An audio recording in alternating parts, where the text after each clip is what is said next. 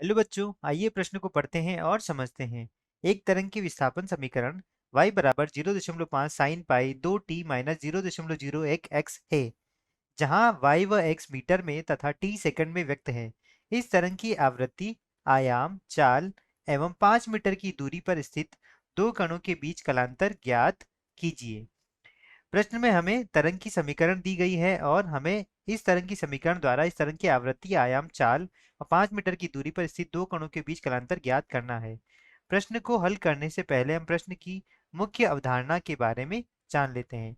इस प्रश्न के लिए हमारी जो मुख्य अवधारणा हो जाएगी वह यह होगी कि हम जानते हैं प्रगामी तरंग की जो मानक समीकरण होती है वह हम कुछ इस तरीके से लिख सकते हैं। मानक समीकरण y बराबर a sine omega T minus के एक्स होता है, जहां a तरंग का आयाम हो जाता है, यहाँ ओमेगा जो कि कोणीय वेग होता है, कोणीय वेग जिसके मान को हम लिख सकते हैं 2 पाई गुणा n, जहां n हो जाएगा तरंग की आवृत्ति और k जो होता है वह होता है संचरण नियतांक,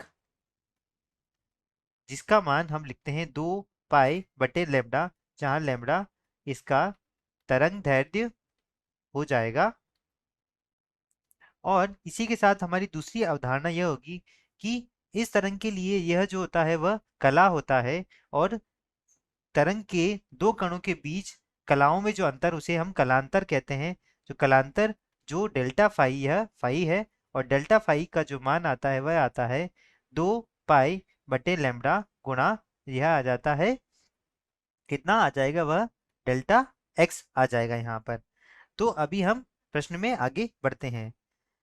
प्रश्न में हमें प्रश्न की समीकरण को दोबारा लिखते हैं। y बराबर 0.05 साइन, इस पाई को हम अंदर गुणा करते हैं तो यह हो जाएगा 2 पाई टी माइनस 0.01 पाई एक्स हो गया।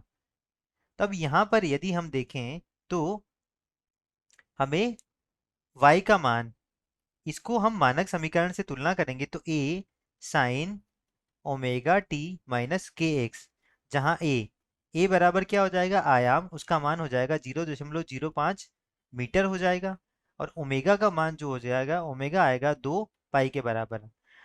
तो यहाँ हम जानते हैं कि ओमेगा किसके बराबर होता है, कोणीय वेग 2 पाई गुणा एन के बराबर होता है। 2 पाई गुणा एन बराबर आ गया 2 पाई। तो यहाँ 2 पाई से 2 पाई कट जाएगा और एन का मान आ जाएगा, वह आ जाएगा 1 हर्ट्ज। तो आवृत्ति आ गई हमारी कितना, यहाँ से आवृत्ति का उत्तर आएगा 1 हर्ट्ज आ गया। अब हमें इसकी चाल ज्ञात करनी है। तो चाल हम जानते हैं कि जो चाल होती है v, वेग चाल बराबर होता है ओमेगा बटा के। तो यहाँ से यह हो जाएगा ओमेगा बटा के। तो ओमेगा का मान यहाँ से है 2 पाई, और इससे यदि हम देखें तो के का मान यहाँ से आएगा 0.01 पाई आ जाएगा। तो इसे हम लिखेंगे 0.01 पाई। पाई से पाई कट जाएगा और दशमलव का चिन्ह हटाने पर 100 से गुणा करेंगे तो यह आ जाएगा हमारा कितना, 200 मीटर प्रति सेकंड हमारी क्या आ गई है, चाल आ गई है। अब हमको कलांतर ज्ञात करना है, तो हम जानते हैं कि 5 मीटर दूरी पर स्थित, तो जो पथांतर हमें दिया है कितना, 5 मीटर। तो यहाँ से यदि हम देखें तो हमारा जो मान होगा वह डेल्टा फाई बराबर होता है 2 पाई बटे लेम्डा गुणा कितना आ जाता है वह डेल्टा एक्स। तो इसके लिए हमें पहले क्या ज्ञात करना होगा, पहले लेम्डा ज्ञात करना होगा।